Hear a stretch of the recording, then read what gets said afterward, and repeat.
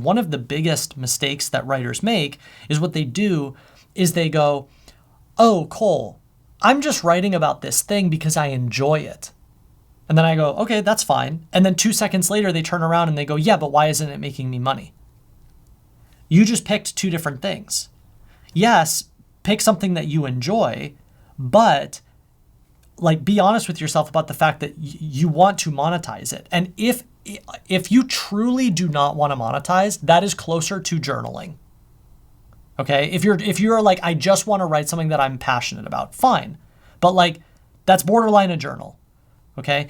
If you at all want to monetize, period, then you have to understand that you need to take specific actions and you need to do certain things in order to make money from that thing. Just because you pick a business model does not mean you make money.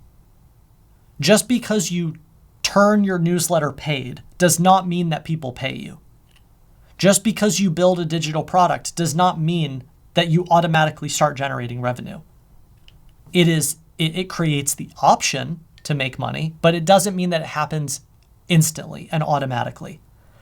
And so the funny thing about monetizing is that if you skip the first step, which is just proving that you can write really valuable things to people for free, if you skip that step and you try to rush into monetizing, you actually like don't understand why you're not making money. But if you take the time to go, I am clearly helping people, you have to remember that the more that you do that, the more you increase the likelihood that you can make money later. And I think almost everyone here, I assume you watched this happen or you saw this or you heard about this. You know what is one of the best examples of the past few years of this? Hormozi's $100 million book launch. I have nothing to sell you. I have nothing to sell you. I have nothing to sell you. Free content, free content, free content, free content. $100 million in 3 days. Right? And so this is an important concept of if you want to monetize, you have to realize that the bottleneck to monetizing actually doesn't have to do with the business model. That comes second. The true first bottleneck is, are you able to write things for free that people find valuable? And if you can for free, then monetizing is actually very simple. But it's that first step that is required. Yeah, everyone here, I think the easiest thing to do is just audit your own purchasing decisions. You know, how much free stuff do you consume before you buy? And that kind of tells you your answer. Now, does that mean that you can't turn on a business model day one? No, you absolutely can. Actually, what we did, Dickie, with Ship 30 is a really good example. I had been writing on the internet for quite a while before then, but like the primary traffic engine for Ship 30 was at the time Twitter, and both Dickie, you and I were new to Twitter. That was a new platform for me, and that was a new platform for you. So we kind of were starting from zero, and we wrote lots of free things, but we also had Ship 30 for sale kind of like very soon after that, right? Yeah. And so for everyone here, I'm not saying you need to go write for free every day for 7 years before you start charging. That's not what I'm saying. What I'm saying is it's a very simple concept, but it's very hard to understand, which is if you can't get someone to read the free thing, they're not going to buy the paid thing. So you have to kind of come back to first principles and go, okay, let me just practice. Like there's a skill bottleneck, right? Like let me just practice and get better. But that doesn't mean that you can't turn on a business model. And so I think it's important to understand, like if you want to monetize your writing, what does monetize your writing actually mean? What is a business that is quote unquote built on writing? It's actually very simple. There are only 3 steps to the entire business. And it doesn't matter what business model you pick. It is the same 3 steps over and over and over again. You drive traffic, aka write online. You collect traffic, aka capture emails. And then you monetize traffic. You sell something. What was Ship30's model? We wrote on Twitter. We drove people to startwritingonline.com and captured their email. We sold them Ship30. Those were the only 3 steps that we did for years and drove millions of dollars in revenue. Okay? If you want to sell books, what do?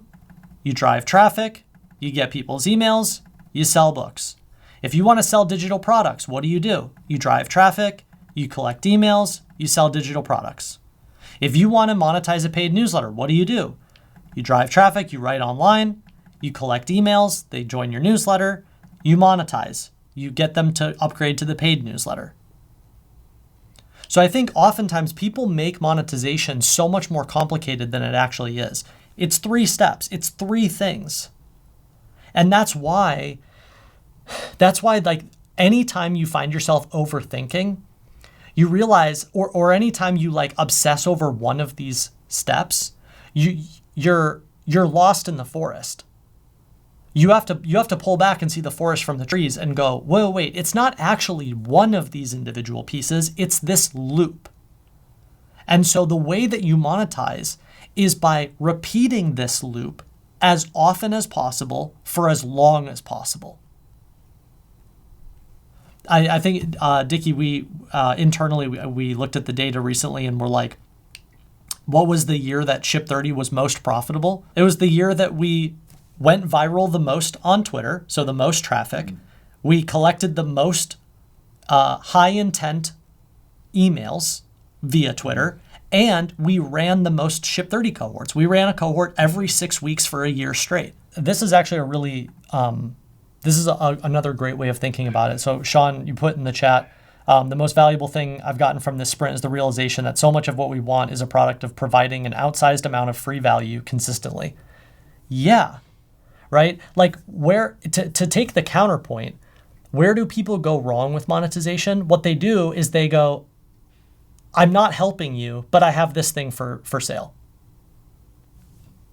And then they sit there and they're confused as to why no one buys it, right? The right way to monetize is, hey, you have this problem. Here's how to solve it. Here's another way to solve it. Here's another way to solve it. Here's the reason why you have it. Here's some mistakes that you're probably making that are keeping you from solving it. By the way, here's a template I built to help you solve it. Oh, and by the way, after I give you all of that, I also have a more advanced version that is even more helpful if you would like it.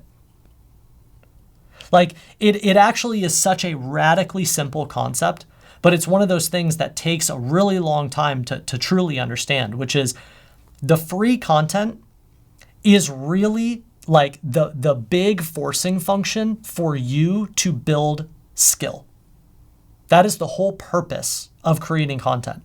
And as you get better, as you understand the person that you're trying to help, as you get better at articulating their problems, as you get better at articulating the outcomes they care about, as you get better at articulating the mistakes that they're making, as you get better building templates that help them, cheat sheets that help them, prompts that help them, assets that help them, the more that you build that skill, the monetization is very easy because the monetization is a reflection of that skill, right? So does everyone understand here? Like business 101, those 3 steps. And I'll tell you the number one mistake that people make is they simply don't do it long enough. They start this and then they stick with it for 6 days and then they're confused as to why they're not generating the same outcome as someone who has replicated that loop for 6 years. It's very basic. By the way, if you're brand new to writing online and want a really easy place to start, I recommend reading The Art and Business of Online Writing. I wrote this book after I'd been writing online for over a decade and accumulated over 1 billion views on my work, monetizing my writing in all sorts of unconventional ways. And I wrote this book to give other writers like you a way to skip all the lessons that I had to learn the hard way and start seeing success from your writing a whole lot faster than I did. So if writing online is something you're thinking about or something you're actively practicing, I recommend picking up a copy of The Art and Business of Online Writing.